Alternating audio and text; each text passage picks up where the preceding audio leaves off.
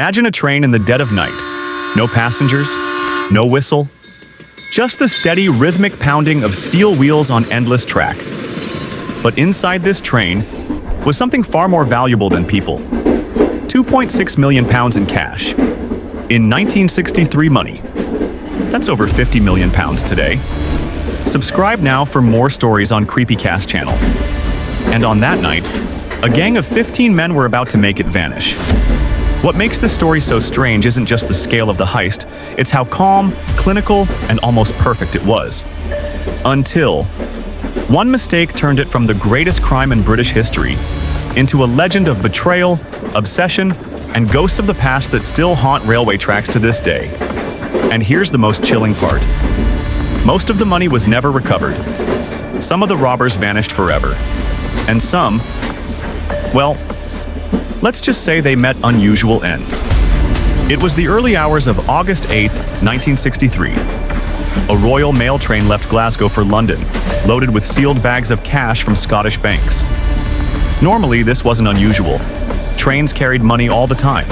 But this time, someone on the inside was watching. Someone who knew exactly what was riding those rails. At a lonely stretch of track near Ledburn, Buckinghamshire, the train was forced to stop. A signal light, glowing red in the darkness, told the driver to brake. What he didn't know, that light had been tampered with. And 15 men in balaclavas were waiting in the shadows. What happened next was over in minutes. The robbers boarded the train.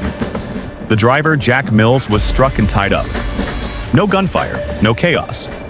Just cold, practiced precision.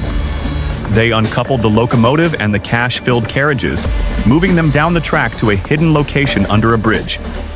Then, methodically, they unloaded 120 sacks of banknotes into waiting trucks. 2.6 million pounds. Not a coin left behind. And just like that, the Great Train Robbery was complete. The gang retreated to a hideout, Leatherslade Farm, where they laid low, counting their fortune. They thought they had days, maybe weeks, before police even pieced together what happened. They had hours. A careless fingerprint on a board game, a loose tongue in the wrong pub. The police were closing in faster than they could imagine. One by one, the gang members were hunted down. Trials followed. Harsh sentences, 30 years for most. But then came the escapes. Ronnie Biggs climbed a prison wall and fled to Brazil, living in the sun for decades before returning to the UK. Others vanished entirely, their cut of the money disappearing with them. And here's the thing, the vast majority of the cash was never recovered. Somewhere out there, buried in walls, under floors, in forgotten safes, pieces of the Great Train Robbery might still exist.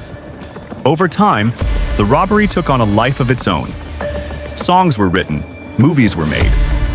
But for the families of the robbers and the guards hurt that night, the glamour is just a myth.